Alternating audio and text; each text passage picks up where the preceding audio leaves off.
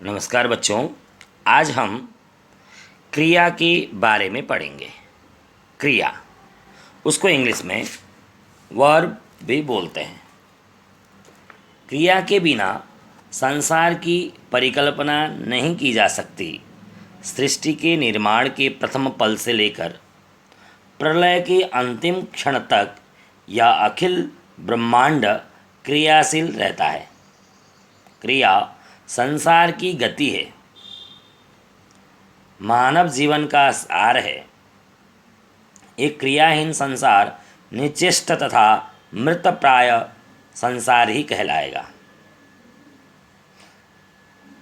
संसार में क्रियाएं घटती बढ़ती रहती हैं।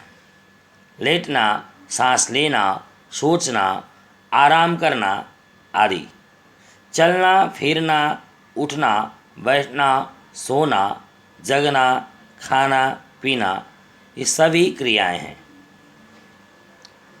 तो आओ समझते हैं क्रिया किसे कहते हैं। जिन पदों से किसी कार्य के करने या होने का बोध होता है उन्हें क्रिया कहते हैं। क्रिया के मूल रूप में धातु रहते हैं, जैसे कि खा, चल, बैठ, उठ, लिख, सो, पढ़। यह मूल धातुएं हैं।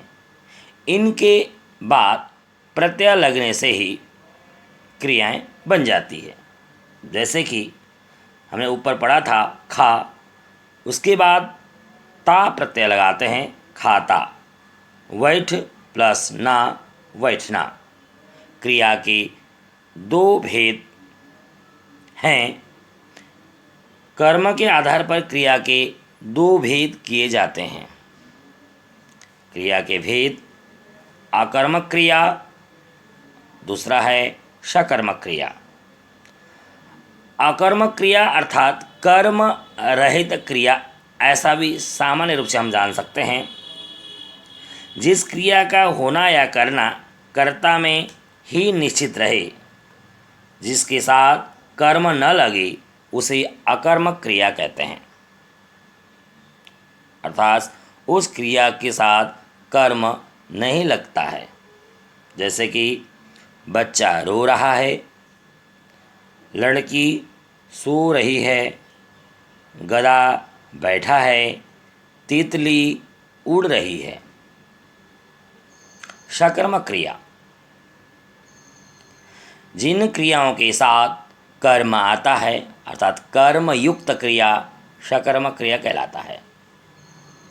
क्रिया का फल कर्ता पर नहीं कर्म पर पड़ता है, उसे सकर्मक क्रिया कहते हैं। उदाहरण के लिए हम समझते हैं, लड़की खाना खाती है, नानी ने कहानी सुनाई, कोयल गाना गाती है, प्रधान जी ने ग्राम पंचायत बुलाई।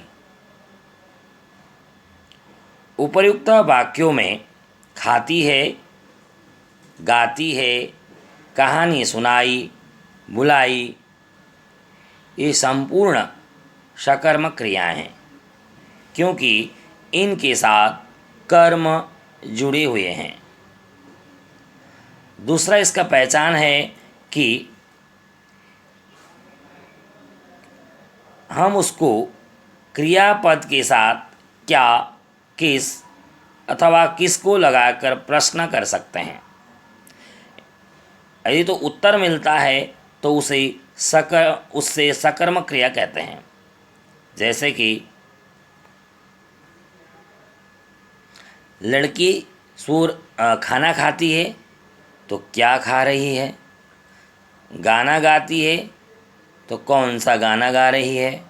तो ये प्रश्न अगर हम प्रश्न मिलता है और हम उसको उत्तर देते हैं तो उसको भी हम सकर्मक क्रिया के अंतर्गत ही रखते हैं।